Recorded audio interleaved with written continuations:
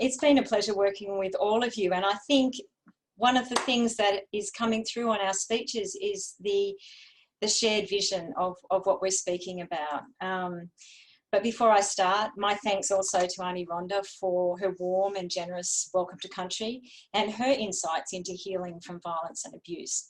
I'm on Dharawal country, and this land is unceded. It always was, always will be Aboriginal land. I've been an advisor to the Australian Network of Women's Trauma Recovery Centres for the last 5 years. And before that, I was the General Manager of the Illawarra Women's Health Centre. But today, just shy of my 65th birthday, I'm retiring, and this is my retirement speech. I actually never thought I would see this day, not because of my age, but because I didn't think I could afford to retire. A single mum working in the community sector, but how far we have come. 10 years ago, in 2021, I remember how grim the world felt. Climate change, COVID, and underlying this, but being amplified by it, the public health epidemic of domestic, family and sexual violence.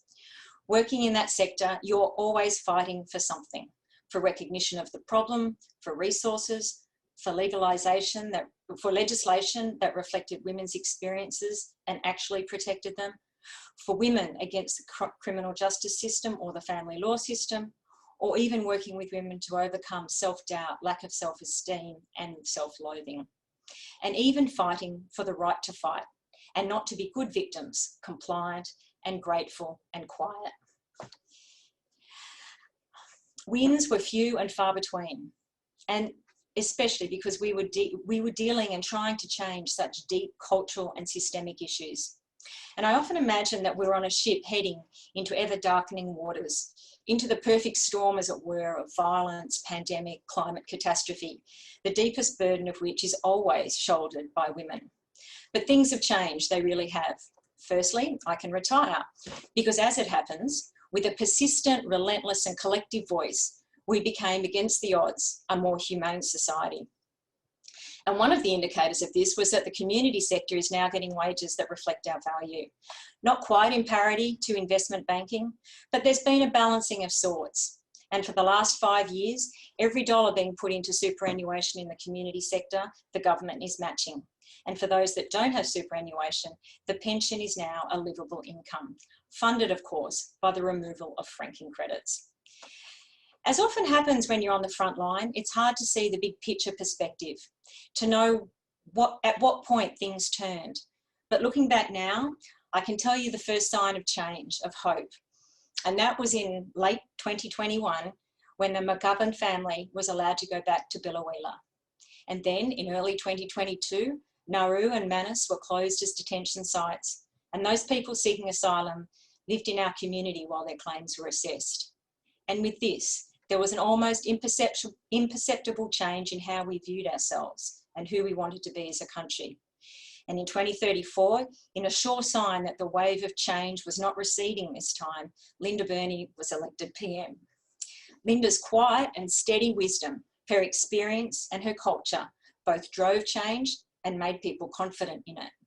Against a capitalist colonial system that has at its core the subjugation of women and the exploitation and humiliation of people of colour, she was revolutionary.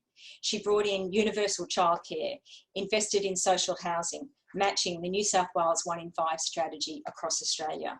She brought in a living wage for all people, national legislation that raised the age of incarceration from 10 to 18 years old, and new laws that required every organisation reporting either to the ATO or to the ACNC to demonstrate how they were anti-racist. And with this leadership, building on the voices of women who would not give up, and emboldened too by our Governor-General, Amani Haider, whose groundbreaking book of 2021, The Mother Wound, argued we were rightfully angry and should rightfully express that anger about abuse and violence. We started to shift. We started to see it shift the seemingly intractable attitudes to women and attitudes to men's violence. And can you believe it? We used to call it violence against women.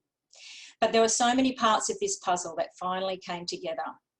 As Ash spoke, it was the healing ways of First Nations people brought to bear on country and on people. And as Lula spoke about, the shift from violence and abuse being a women's issue to being that of a men's violence problem. where perpetrators are removed and women and children are safe in their homes. And the part of the puzzle that I was involved with was the Women's Trauma Recovery Centres. Funnily enough, as I was clearing out my desk today, I came across the business case, submitted as it would happen exactly 10 years ago yesterday. First established in the Illawarra, it was community-led, community-based, and a dedicated, specialised, wraparound, one-stop shop that supported women to recover from the trauma of violence and abuse. It was based on the healing framework of First Nations people. And it was a centre that was trauma and violence informed. It did not judge women, but authentically listened to them and truly believed them, and supported them across all aspects of recovery: medical, mental health, legal, parenting, for as long as it took.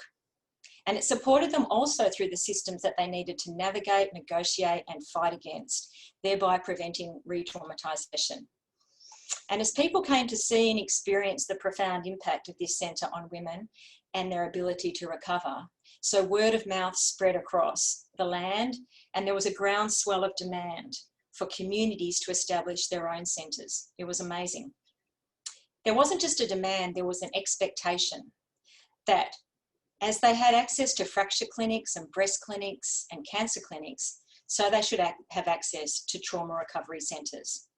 And the government responded, not just because it was the compassionate thing to do, but as the original business case argued, it was a strategic and cost-effective intervention.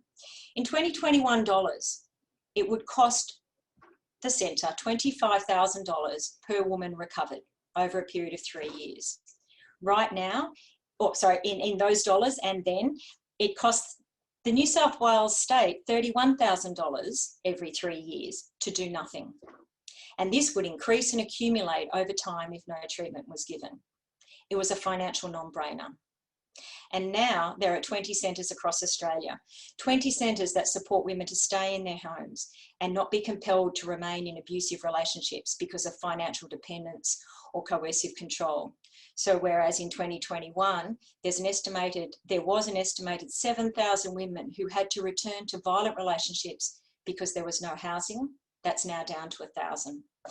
20 centres that support women to support supported women to support their children and to keep them out of a violent environment and experiencing abuse themselves, where women don't have their children removed because they can't protect against the perpetrator.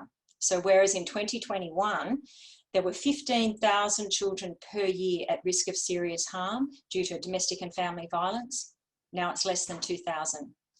20 centres that never once victim blame or perpetuate stigma by labelling women with borderline personality disorders because she's having a very normal response to an extreme, high threat and usually long-term experience. Centres that say, what happened to you rather than what is wrong with you. So in 2031, there are 20 centres, and according to projections, there's going to be another 10 more by 1041, but then they start to decrease because we see violence and abuse intergenerationally dropping. And over time, we won't be needing those centres anymore. And I feel such optimism as I leave because the next generation of young women, the Gen Zs and the Generation COVIDs, who we hear so much about being entitled and spoiled, but what people didn't see then, but what we've seen now, is that yes, young women did behave as if they were entitled. They're entitled to speak their truth. They're entitled to live a life free of fear and violence, free of fear of violence and abuse. And speak they did. They built a wave of power from the community that's now unstoppable. So there were so many actions coalescing with the power of women's voices, and here we are. We're still on that boat, but our course has shifted. It's shifted towards a different horizon.